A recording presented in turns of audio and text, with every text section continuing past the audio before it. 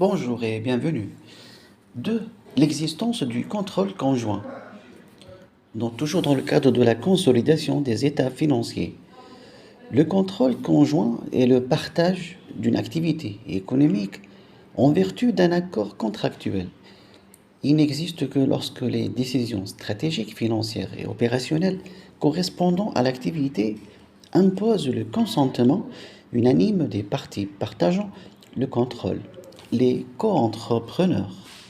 La norme comptable 3706, partage de contrôle, IAS 31 et 10, plus accord contractuel.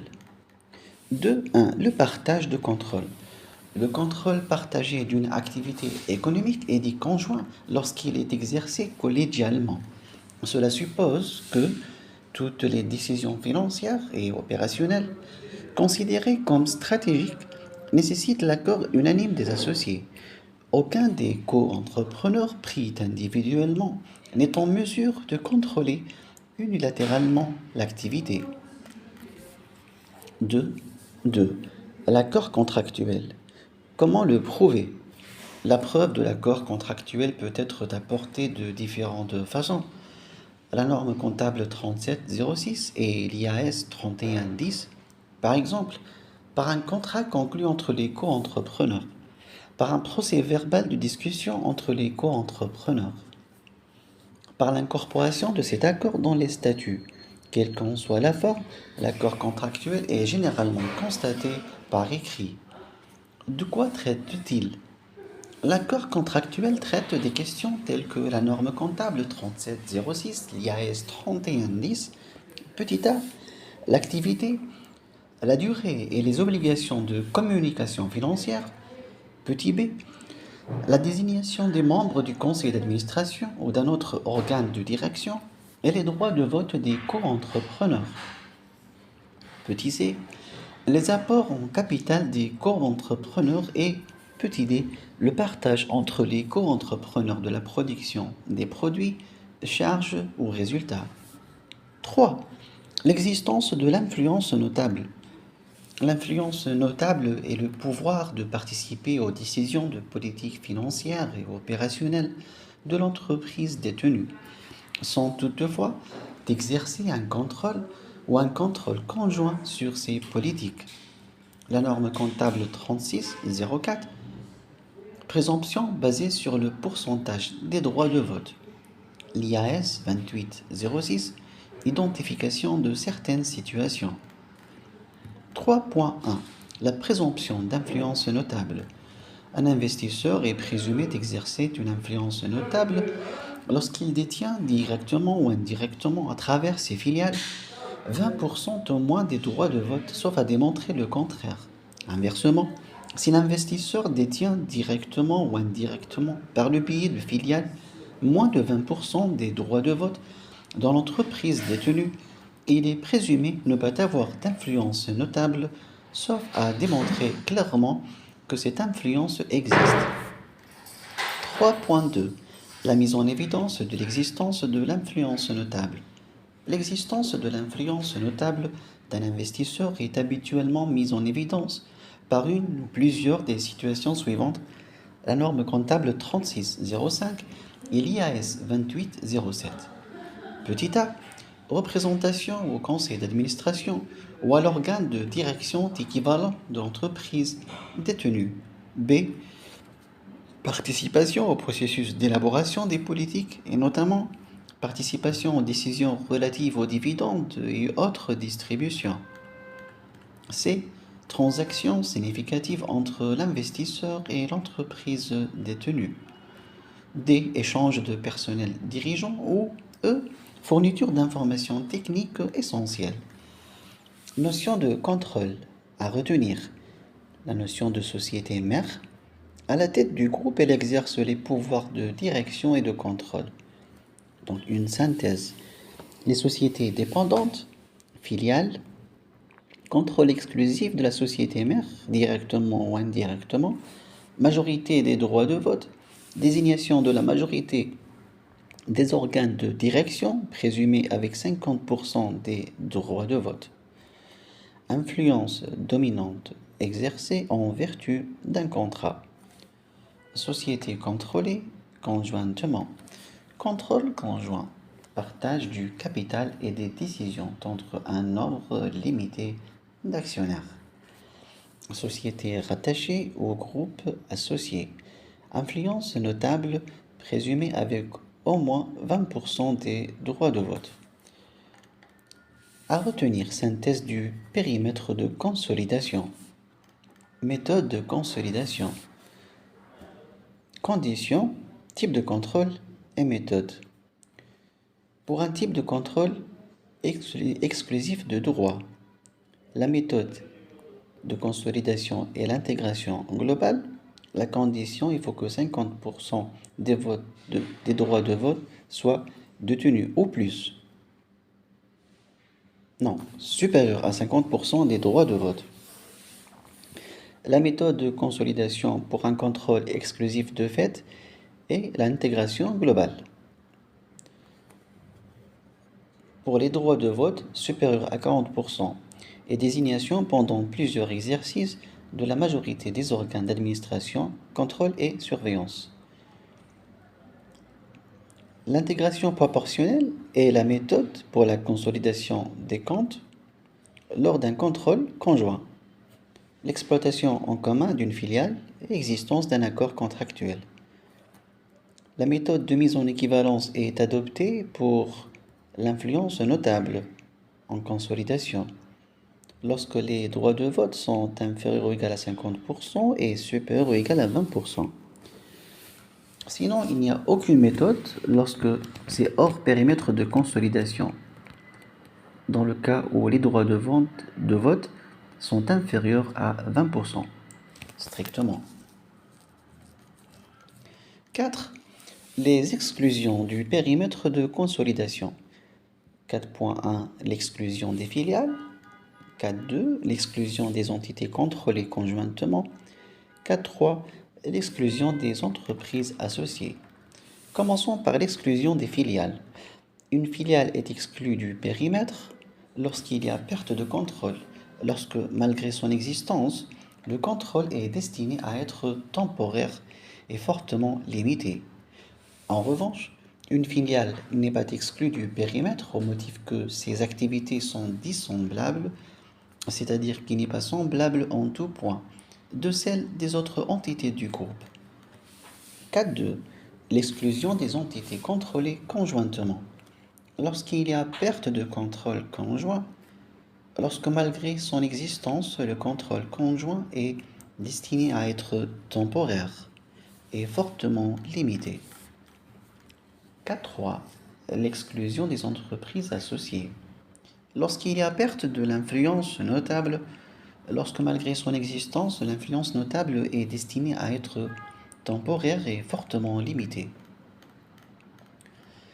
Nous avons dans la diapo un résumé par rapport au périmètre de consolidation. Un contrôle exclusif, contrôle juridique, contrôle de fait. Le contrôle juridique, un contrôle de droit et un contrôle contractuel. Le contrôle de fait, un contrôle de fait démontré, un contrôle de fait présumé. Le contrôle conjoint, partage de contrôle, accord contractuel. Et la dernière méthode, l'influence notable. Type de contrôle, le dernier type de contrôle, l'influence notable. Cela suppose une présomption d'influence notable et une mise en évidence de l'existence de l'influence notable. Il y a des exceptions. 3. L'exclusion des filiales, l'exclusion des entités contrôlées conjointement. Et 3. L'exclusion des EC. La société doit ou peut être exclue du périmètre de consolidation. La méthode retenue par rapport au contrôle exclusif et l'intégration globale. La méthode retenue par rapport au contrôle conjoint et l'intégration proportionnelle. Et enfin, la méthode de mise en équivalence est adaptée à l'influence notable. À retenir, le périmètre et méthode de consolidation. Nous avons 3 types de consolidation, 3 types de contrôle. Un contrôle exclusif, Un contrôle conjoint et une influence notable. Le contrôle exclusif, définition, est un contrôle de droit, c'est-à-dire détention de la majorité ou de fait. La méthode appropriée est l'intégration globale. La définition du contrôle conjoint, c'est le partage du contrôle d'une entreprise d'exploiter en commun par un nombre limité d'associés ou d'actionnaires. La méthode qui lui est appropriée est l'intégration proportionnelle. Et enfin, l'influence notable et le pouvoir de participer aux politiques financières et opérationnelles d'une entreprise sont en détenir le contrôle. La méthode appropriée est la mise en équivalence. Il faut également retenir les différentes méthodes et principes. La méthode d'intégration globale a un principe. Dans le bilan de la maison mère, remplacer la valeur des participations par le passif et l'actif des filiales. Mettre en évidence les intérêts minoritaires. C'est hors groupe. Par rapport à la méthode intégration proportionnelle, le principe est que dans le bilan de la maison mère, il faut remplacer la valeur des participations par la quote-part d'actifs et de passifs des filiales. La méthode de mise en équivalence a pour principe bonjour madame, et que dans le bilan de la maison mère, il faut remplacer la valeur des participations, coût d'acquisition, par la quote-part de la situation nette, valeur comptable réévaluée à la date de la consolidation. 5. Mesures de contrôle et dépendance. Le pouvoir exercé par une société sur une autre doit faire l'objet d'une mesure. Cette mesure du pouvoir doit reposer avant tout sur la fraction des droits de vote détenus. Elle est calculée à l'aide du pourcentage de droits de vote ou pourcentage de contrôle. Ce pourcentage de contrôle ne doit pas être confondu avec le pourcentage d'intérêt, lequel résulte de la détention d'une fraction du capital d'une société, une dépendance financière. En d'autres termes, la mesure de contrôle est obtenue à l'aide du pourcentage de contrôle. La mesure de la dépendance financière est obtenue à l'aide du pourcentage d'intérêt. Cette distinction est fondamentale. En effet, le pourcentage de contrôle exprime l'influence du groupe sur une société, représente le pourcentage des dividendes que détient la société consolidante et sert uniquement à déterminer la méthode de consolidation applicable, alors que le pourcentage d'intérêt exprime la part de capital détenue par le groupe, représente la quote-part du patrimoine de la filiale détenue par la maison mère et sert à répartir les réserves et le résultat de chaque société entre le groupe et les actionnaires minoritaires.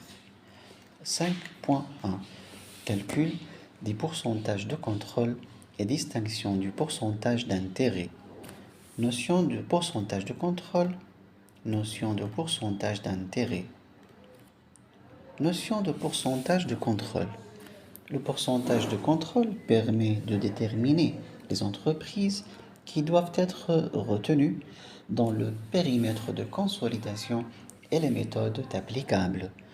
Le pourcentage de droits de vote détenus dans une entreprise correspond au cumul des pourcentages de droits de vote dont dispose l'entreprise consolidante dans les assemblées de cette entreprise, soit directement, soit indirectement, c'est-à-dire par l'intermédiaire d'entreprises sous contrôle exclusif.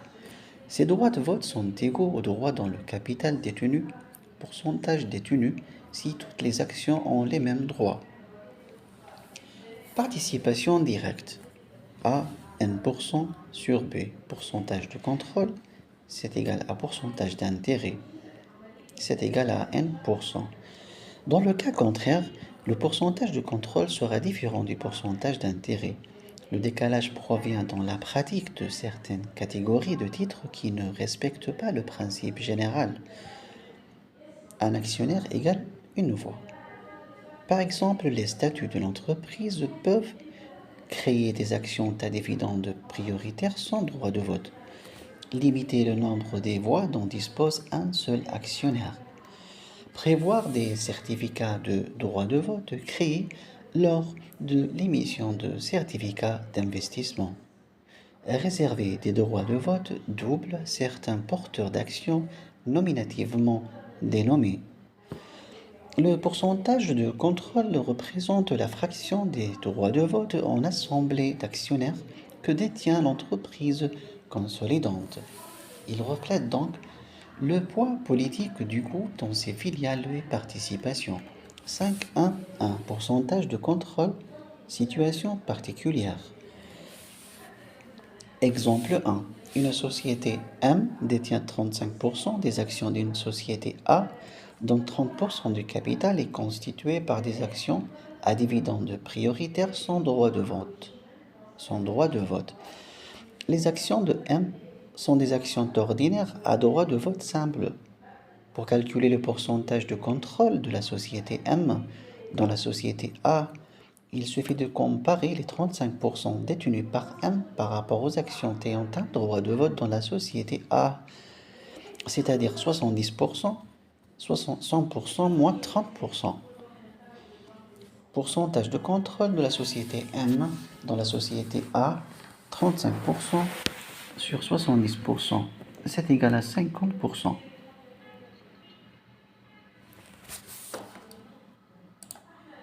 C'est un intervalle fermé, 35%, 70%. Exemple 2. Une société M détient 35% des actions d'une société A. Le capital de la société A est représenté en totalité par des actions ordinaires et que cette dernière détenait 10% de ses propres actions. Pour calculer le pourcentage de contrôle de la société M dans la société A, il suffit de comparer les 35% détenus par M par rapport aux actions ayant un droit de vote dans la société A, c'est-à-dire 90%.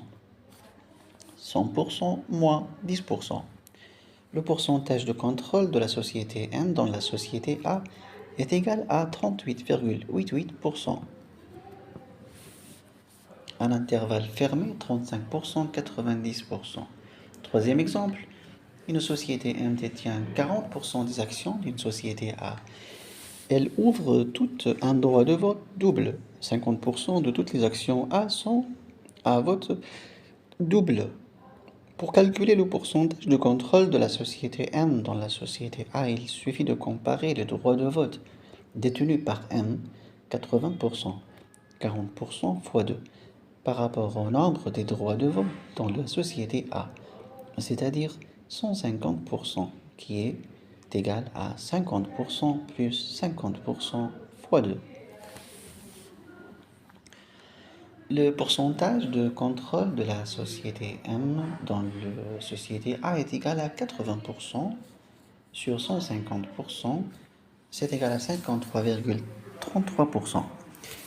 5.1.2, notion de pourcentage d'intérêt. Le pourcentage d'intérêt qui exprime la fraction du capital détenu directement ou indirectement par la société mère dans chaque société consolidée sert pour l'évaluation de la part de l'actif net revenant à la société mère dans la société consolidée et la part revenant aux actionnaires minoritaires. Il est calculé en faisant la somme des produits des pourcentages de capital détenus, directement ou indirectement, par la société mère dans la société consolidée. Le pourcentage d'intérêt représente la quote-part dans les résultats nets et dans les capitaux propres d'une entreprise consolidée, filiale, entreprise associée ou co-entreprise, attribuable aux intérêts qui sont détenus par la mère, directement ou indirectement par l'intermédiaire des filiales. Le pourcentage d'intérêt représente la fraction des droits au bénéfice ou quote-part de perte, se matérialisant en général par la répartition du dividende. Il reflète le droit financier ou pécuniaire du groupe dans ses filiales et participations. Distinction entre pourcentage d'intérêt et pourcentage de contrôle. L'exemple suivant illustre la différence entre le pourcentage de contrôle et le pourcentage d'intérêt.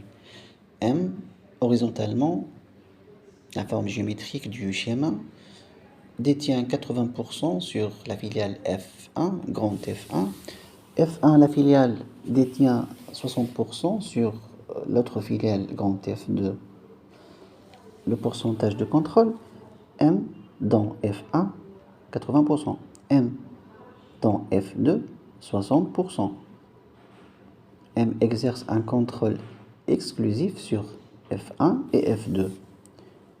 Pourcentage d'intérêt. M dans F1, 80%. Pourcentage d'intérêt est égal à pourcentage de contrôle. M dans F2, c'est égal au produit de 80% fois 60%, c'est égal à 48%, différent du pourcentage de contrôle. Le pourcentage d'intérêt correspond au produit des pourcentages successifs. C'est une notion financière qui sert à partager les capitaux propres entre le groupe et les minoritaires. Le pourcentage de contrôle ou pourcentage de droit de vote traduit le lien de dépendance entre la société mère et chaque société dont elle détient directement ou indirectement des titres. Il sert à déterminer la nature du lien de chaque société avec la mère et en conséquence la méthode de consolidation appropriée. À retenir, distinction entre pourcentage d'intérêt et pourcentage de contrôle. Le pourcentage de contrôle, c'est le pourcentage de droit de vote, sert à établir les chaînes de contrôle et donc à déterminer le périmètre de consolidation. Le périmètre de consolidation se détermine exclusivement en fonction du niveau de contrôle politique et non financier. Droit politique de la mère exprimé en pourcentage de contrôle sert à déterminer les niveaux de contrôle et à définir le périmètre de consolidation. Maintenant, le pourcentage d'intérêt sert à répartir entre la part groupe et les intérêts minoritaires les capitaux propres et les résultats des filiales contrôlées exclusivement. Il sert également au calcul de quote-part dont l'intégration proportionnelle et la mise en équivalence. Droit financier de la mère exprimé en pourcentage d'intérêt sert à calculer les intérêts minoritaires, la proportion des comptes de filiales à intégrer au compte consolidé IP et la quote-part d'équivalence ME, mise en équivalence. 6. Principale liaison entre la société mère et les sociétés consolidées. Cas de participation indirecte par chaîne unique, c'est le grand A. Grand B, cas de participation par plusieurs chaînes. Grand C, cas de participation avec rupture de chaîne de contrôle. D, cas de participation avec plusieurs types de contrôle. E, cas de participation réciproque croisée. Et enfin F, cas de participation circulaire. Merci pour votre attention.